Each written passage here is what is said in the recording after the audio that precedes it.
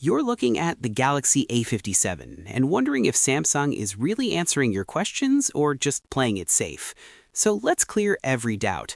Something quiet but very calculated is happening with this phone, and honestly, that's part of the problem. On the surface, it's a simple refresh, but the thinking behind it tells a different story. The A57 is expected to adopt Samsung's new raised camera plateau, dropping those separate camera rings. Samsung will sell this as refinement. In practice, it's more like visual copy-pasting. The unified camera island does look cleaner and gives you slightly better lens protection, but it mainly exists to make the A57 look closer to flagships like the Galaxy S26. Next up is what Samsung will call the biggest upgrade, the display. For the first time in the Galaxy A5X series, the A57 is expected to switch from rigid to flexible OLED. It sounds impressive until you realize why it's happening. Samsung may bring in TCL CSOT as a secondary supplier alongside Samsung Display, driven by cost pressure, not pure innovation.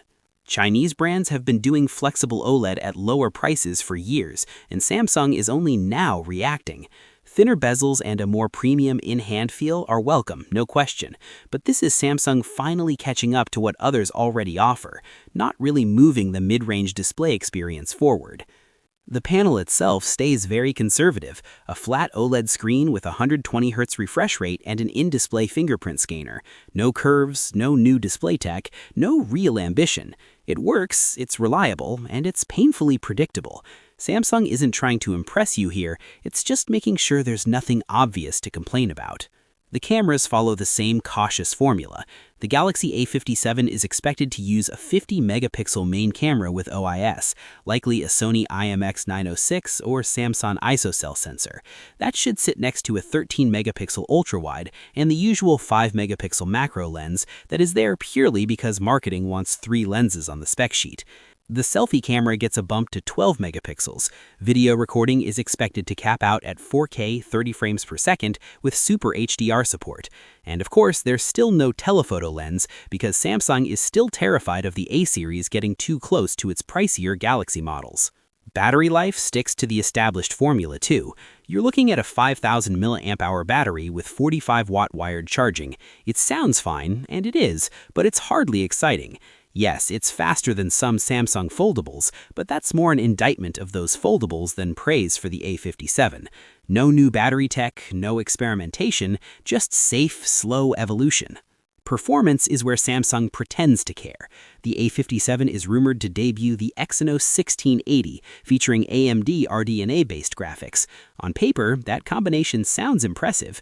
In reality, Samsung isn't chasing performance leadership here. It's chasing damage control, aiming to look competent rather than dominant. Bluetooth 6.0 support is expected too, which is nice to see on a spec list, but hardly revolutionary. Step back from the marketing and you can't miss the pattern. Every choice feels calculated to do just enough. The A57 keeps pace where it has to, without really trying to push beyond the safe zone. Take a wider view and it becomes impossible to ignore what Samsung is doing. The Galaxy A57 doesn't take risks. It avoids mistakes. It's carefully engineered to offend no one and excite no one, sitting right in the middle, tuned so that nothing is dramatically wrong, but nothing feels genuinely daring either. The Samsung Galaxy A57 is expected to launch in the first or second week of February 2026, with pricing likely between $400 and $450. That's a lot of money for a phone that plays things this safe, especially when every major decision on this device has been about caution rather than ambition. And somehow, that might be the most disappointing part of it, a phone that costs this much yet chooses to play everything this safe.